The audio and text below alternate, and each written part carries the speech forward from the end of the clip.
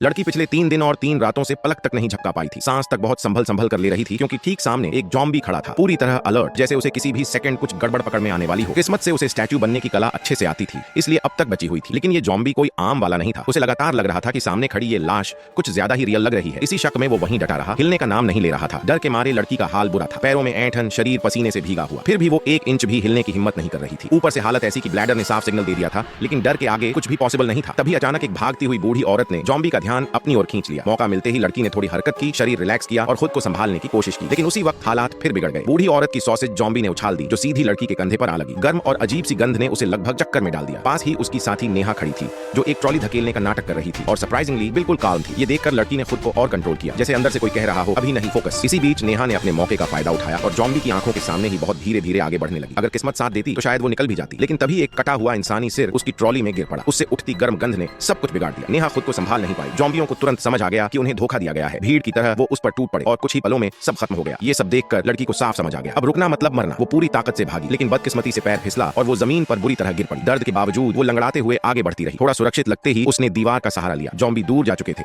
और राहत के मारे वो खुद को रोक नहीं पाई। खुशी में उसने हल्का सा डांस कर दिया, लेकिन वही आवाज उसकी सबसे बड़ी गलती बन गई। शोर सुनते ही जॉम्बी फिर लौट आए। उसने दोबारा स्टैच्यू बनने की कोशिश की, लेकिन इस बार कोई फायदा नहीं हुआ। एक बार धोखा खा चुके जॉम्बी अब दोबारा भरोसा